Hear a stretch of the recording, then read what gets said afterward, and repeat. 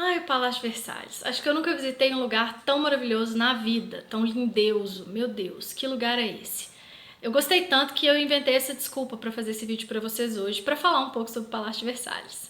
Bom, isso é mais ou menos brincadeira. É lógico que o fato de eu ter visitado o Palácio de Versalhes é uma desculpa para eu fazer esse vídeo hoje, mas não é a única desculpa, porque o Palácio de Versalhes ele foi palco de vários eventos históricos que a gente costuma discutir em sala de aula. Vamos entender o que rolou lá? Para quem não manja o que é o Palácio de Versalhes, que é uma verdadeira obra do absolutismo francês, eu preciso te contar o que é o Palácio de Versalhes. Não só porque ele é maravilhoso, mas porque ele de fato simboliza o que foi o antigo regime na França.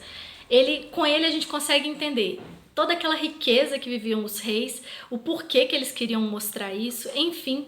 E também com o Palácio de Versalhes a gente vai entender alguns dos eventos mais recentes da história, que no primeiro momento a gente pode achar que não tem nada a ver, mas na hora que eu explicar o que eu tô falando vai ficar bem mais claro para você. Para vocês terem uma noção, o Palácio de Versalhes é considerado um dos maiores e mais luxuosos do mundo. Eu vou dar uma colada aqui para vocês terem ideia do quanto esse palácio é imenso. Olha só o que eu coloquei aqui para nós. São 2.153 janelas, 67 escadas, 352 chaminés, 700 quartos, 1.250 lareiras e 700 hectares de parque. É um parque monstruoso. Vocês não têm noção do tamanho do Jardim do Palácio de Versalhes. É muito, muito grande. Bom, mas chega um pouco de falar sobre o tanto que esse palácio é grandioso e incrível. Vamos falar sobre o porquê que ele foi construído, quem que teve essa ideia, enfim, bora lá?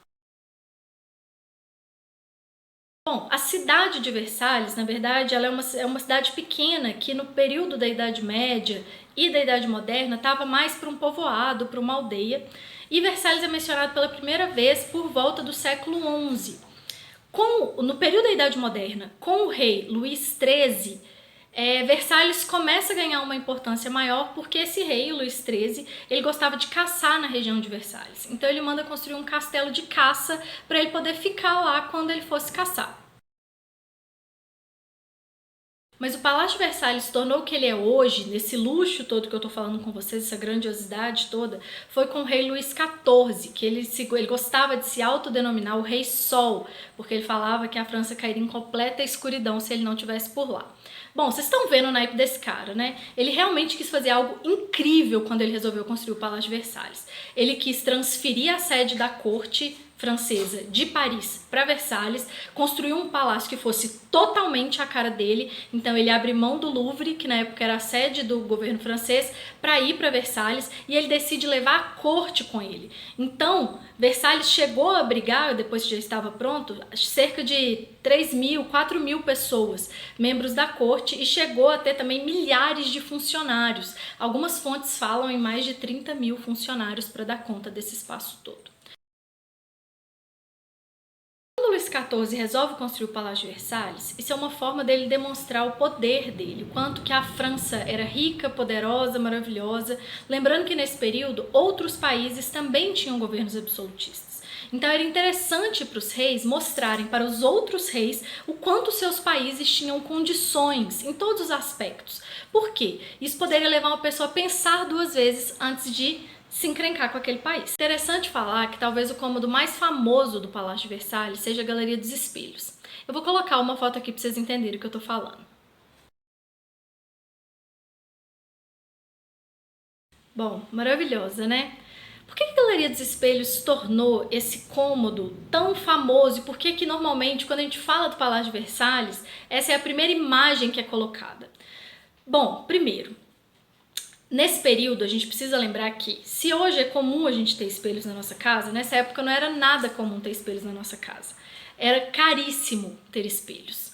Por quê? Porque nesse período, quem tinha o monopólio da produção dos espelhos, era a galera da República de Veneza, lá na Itália.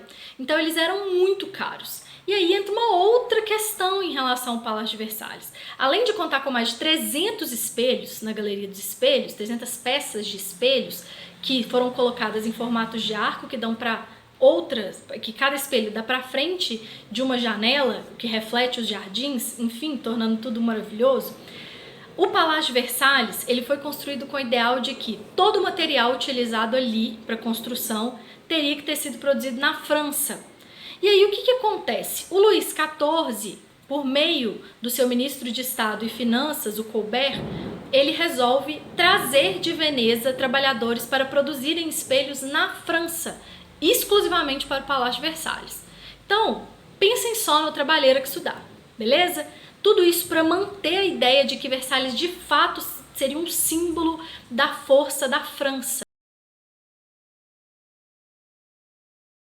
Além dessa importância toda para a gente entender o absolutismo francês, lembra que eu falei com vocês que o Palácio de Versalhes também era importante para a gente entender alguns eventos mais atuais da história mundial, né, da história geral, vamos dizer assim? Eu estou me referindo à assinatura do Tratado de Versalhes, que foi assinado no fim da Primeira Guerra Mundial, em Versalhes, por isso o nome, e esse tratado, ele traz algumas questões fundamentais para a gente entender o mundo contemporâneo, pós-guerra. Por quê? É a partir desse tratado que são impostas várias medidas muito rígidas à Alemanha, que é tida como a principal culpada da guerra, e com isso tem que pagar muitas taxas, tem sua capacidade bélica extremamente reduzida, perde territórios, enfim. Isso acaba gerando nos alemães um sentimento revanchista em relação aos países vencedores da Primeira Guerra Mundial, e esse sentimento é alimentado pelos nazistas, principalmente quando Hitler chega ao poder. Bom, não precisa nem falar no que isso leva, né? A gente vai ter uma Segunda Guerra Mundial em proporções, arrisco dizer, ainda maiores do que a primeira, beleza? Bom, era isso que eu queria falar com vocês hoje. Não se esqueçam de curtir, comentar, dizer o que vocês estão achando dos vídeos, tá bom? Beijo grande e até a próxima!